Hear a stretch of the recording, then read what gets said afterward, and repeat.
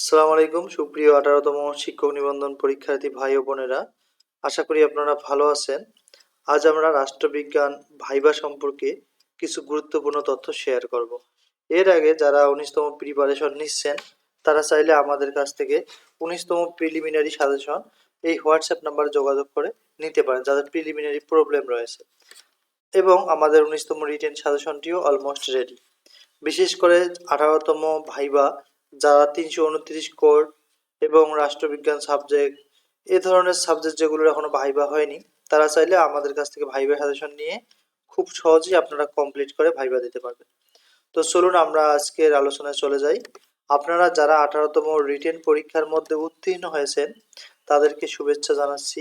আমরা 15, 16, 17তম নিবন্ধন পরীক্ষায় জানতে পেরেছি রাষ্ট্রবিজ্ঞান সাবজেক্টে যারা রিটেন পাস করবে বা করেছে তারা কিন্তু খুবই কম ভাইভাতে ফেল করেছে। দেখা গেছে যে 2 থেকে 3% প্রার্থী ভাইবা পরীক্ষার মধ্যে ফেল করেছে। এখন প্রশ্ন হলো কারা ফেল করে, তাই না?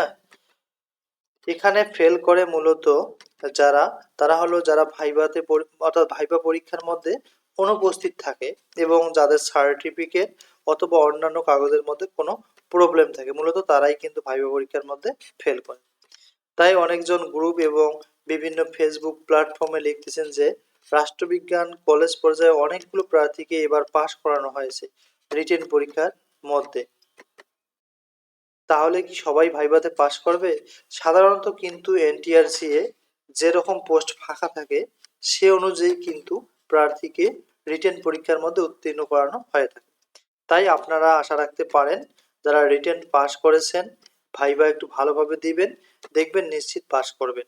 তবে এখানে ভয় পাওয়ার কোনো কারণ নেই। আপনি শুধুমাত্র আপনার এই সাবজেক্টের বেসিক বিষয়গুলো একটু পড়ে যাবেন। যে বিষয়গুলো থেকে রিটেন কোশ্চেনটি হয়েছিল সেই বিষয়গুলো একটি অ্যানালাইসিস করবেন।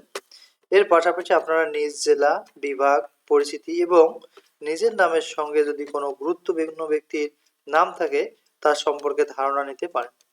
আমরা 17তম নিবন্ধন পরীক্ষায় দেখেছিলাম যে আমাদের রিটেনে পাস করেছিল মাত্র 131 জন এবং ভাইভাতে প্রায় সকলেই উত্তীর্ণ হয়েছেন। 2-1 জন হয়তো হয়নি, যারা পরীক্ষায় আসলে অ্যাটেন্ড করেনি ভাইভা পরীক্ষায় তারাই। কিন্তু পোস্ট ফাঁকা ছিল 300+, আর পাস করাইছিল মাত্র 131 জন। আর পাস করেছিল মাত্র 131 জন। এবারও আমরা আশাবাদী যারা রাষ্ট্রবিজ্ঞান পরীক্ষায় উত্তীর্ণ হয়েছেন তারা ভাইভাতে অবশ্যই উত্তীর্ণ হবেন। শুধুমাত্র রিটেন কোশ্চেন ও কিছু বেসিক প্রশ্নগুলো ভালোভাবে পড়ে যেতে হবে। সকলের জন্য শুভ কামনা রইল। আর যাদের ভাইভা নিয়ে ভয় রয়েছে তারা আমাদের এই হোয়াটসঅ্যাপ নাম্বারে যোগাযোগ করে রাষ্ট্রবিজ্ঞান সাবজেক্ট সহ অন্যান্য সাবজেক্ট যদি থাকে ভাইভা সাজেশনটি নিতে পারেন। তো থ্যাংক ইউ ফর ওয়াচিং। যারা আমাদের চ্যানেলটি নতুন দেখতেছেন তারা অবশ্যই সাবস্ক্রাইব করবেন। দেখা হবে অন্য ভিডিওতে। আসসালামু আলাইকুম।